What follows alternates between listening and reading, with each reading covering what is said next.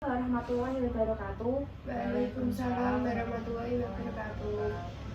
Senang sekali siang hari ini bisa berkumpul dengan saudara-saudara semua yang berada di Desa Jabungan ini. Terima kasih atas tempat dan waktunya. Perkenalkan, nama saya Tiara Sari. Saya merupakan mahasiswa dari Universitas Aisyah Surakarta. Tujuan saya akan melakukan penyuluhan kesehatan gagal jantung. Nanti saya akan memberikan pengertian, kemudian penyebab, selanjutnya tanda dan gejala, faktor dan resiko, penanggulangan gagal jantung, diet penyebab penyakit jantung, kemudian makanan pantangan bagi penyakit jantung. Apakah sudah bersedia? Ini di sini ada PPT-nya, ayo tolong dibaca ya. Yang pertama yaitu pengertian gagal ginjal.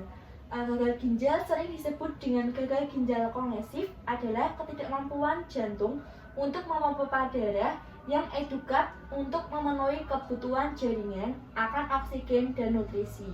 Istilah gagal jantung kognitif sering digunakan kalau terjadi gagal jantung di sisi kiri dan kanan. Gagal jantung merupakan suatu keadaan patologis adanya kelainan fungsi jantung berakibat jantung gagal memompakan darah untuk memenuhi kebutuhan metabolisme jaringan dan atau kemampuannya hanya ada kalau disertai peninggian tekanan pengisian vertikal kiri. Itu merupakan pengertian dari Kansor tahun 2012.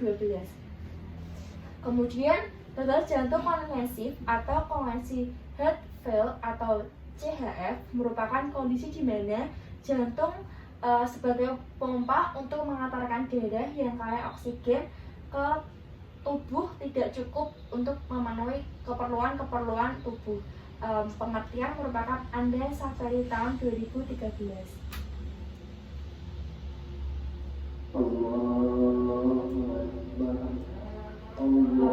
Yang selanjutnya yaitu penyebab. Secara umum penyebab gagal jantung dikelompokkan sebagai berikut. Yang pertama yaitu disfungsi miokard. Kemudian 2, beban tekanan berlebihan atau pembebanan sistolik overload. Yang pertama yaitu 1, volume, efek sputum atrial, defek sputum ventricle, ductus arterius patent, kemudian tekanan, stenosis aorta, stenosis pulminal, kurang klinis aorta. Kemudian yang ketiga yaitu diastole. Yang selanjutnya yaitu beban volume berlebihan diastolik atau diastolic overload, kemudian peningkatan kebutuhan metabolik, demand overload menurut Stamager tahun 2012. Dan pada buku Ajaran Keperawatan Medikal Bedah, gagal jantung disebabkan dengan berbagai keadaan seperti yang pertama yaitu kelainan otot jantung. Sering terjadi pada penderita kelainan otot jantung disebabkan menurunnya kontraktilitas jantung. Kemudian kondisi yang mendasari penyebab kelainan fungsi otot jantung mencakup aterosklerosis koroner, kemudian hipertensi arterial dan penyakit degeneratif atau inflamasi, misalnya kardiomiopati. Kemudian peradangan dan penyakit miokardium berhubungan dengan gagal jantung karena kondisi ini secara langsung merusak serabut jantung, menyebabkan kontraktilitas menurun. Yang selanjutnya yaitu aterosklerosis koroner. Yang selanjutnya yaitu aterosklerosis koroner mengakibatkan disfungsi mitokondria karena terganggunya aliran darah ke otot jantung. Terjadi hipoksia dan asidosis atau akibat penumpukan asam laknat, infak miokardium, kematian sel jantung biasanya mendahului terjadinya gagal jantung. Infak miokardium menyebabkan pengurangan kontraktilitas, menimbulkan gerakan dinding yang abnormal dan mengubah daya kembang ruang jantung. Kemudian hipertensi sistemik atau pulmonal, peningkatan overload, meningkatkan beban kerja jantung dan pada gilirannya mengakibatkan hipertrofi serabut jantung. Hipertensi dapat menyebabkan gagal jantung karena beberapa mekanisme, termasuk hipertrofi vertikal kiri. Hipertensi vertikal kiri dikaitkan dengan disfungsi vertikal kiri, sistolik dan diastolik dan meningkatkan resiko terjadinya infak miokard, serta memudahkan untuk terjadinya atremia baik dari atremia atrial maupun atremia ventrikal. Yang kemudian yang D, penyakit jantung lain terjadi sebagai akibat penyakit jantung yang sebenarnya yang secara langsung mempengaruhi jantung.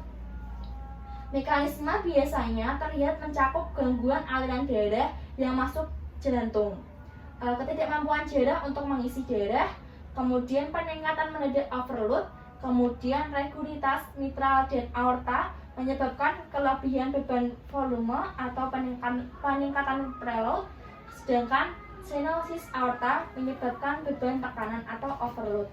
Kemudian faktor sistemik, terdapat sejumlah besar faktor yang berperan dalam perkembangan dan beratnya gagal jantung. Kemudian tanda dan gejalanya, gagal jantung kiri yang pertama yaitu kongestif pulmonal atau sesak, batuk, kerekes paru dan kadar saturasi. Yang kedua yaitu dispenia beraktivitas atau DOE, ortopnia, dyspnea nocturnal, kemudian batuk kering dan tidak berdahak di awal. Lama-kelamaan dapat merubah menjadi batuk berdahak. Sputum berbusa, banyak dan berwarna pink berdarah. Kemudian perfusi jaringan yang tidak memadai, oliguria.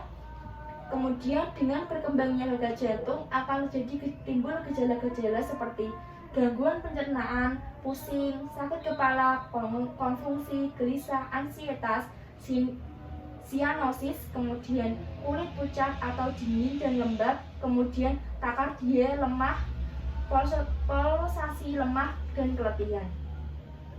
Gagal jantung kanan yang pertama tidak mampu mengosongkan volume darah dan edukat sehingga tidak dapat mengakomodasikan semua darah yang secara normal kembali dan sirkulasi vena. Yang pertama yaitu edema ekstremitas bawah, disfungsi vena leher dan aksesitas, kemudian anoreksia dan mual, kemudian kelemahan. Faktor dan risiko yang pertama yaitu orang yang berusia 65 atau lebih, kegemukan, lebih condong ke pria, berisiko dibanding wanita, anak-anak dengan gagal jantung bawaan. Untuk penanggulangan gagal jantung, mengobati penyebab gagal jantung seperti diabetes, hipertensi, penyakit jantung koroner, dan penyakit yang berhubungan dengan sistem jantung dan pembuluh darah. Yang selanjutnya yaitu istirahat yang cukup, rubah gaya hidup dengan diet jantung olahraga teratur, kemudian sesuaikan pemasukan, minum, dan pengeluaran kencing. Untuk penyakit diet penyakit jantung yang pertama yaitu kalori rendah, protein dan lemak sedang, cukup vitamin dan mineral, rendah garam bila tekanan tinggi, mudah dicerna, porsi kecil tapi sering. Kemudian untuk makanan pantangan bagi penyakit jantung yang pertama, untuk kue-kue manis seperti dodol, kek, tarkis itu tidak boleh. Semua daging yang berlemak, goreng-gorengan, santan, kentan, kemudian lombok dan bumbu-bumbu merangsang, kopi, minuman soda dan alkohol. Apakah ada yang ditanyakan? Untuk faktor dan resiko gagal jantung itu apa saja ya Mbak? Tadi faktor dan resiko gagal jantung ada 4. Yang pertama yaitu orang yang berusia lebih dari 65 tahun, kemudian kegemukan. Yang ketiga condong lebih ke pria dibanding wanita. Selanjutnya anak-anak dengan cacat jantung bawaan. Terima kasih untuk sudah mendengarkan penjelasan dari saya. Mohon maaf jika banyak salah kata. Semoga penyuluhan ini bermanfaat untuk kita semua. Akhir kata, Assalamualaikum warahmatullahi wabarakatuh. Waalaikumsalam warahmatullahi wabarakatuh.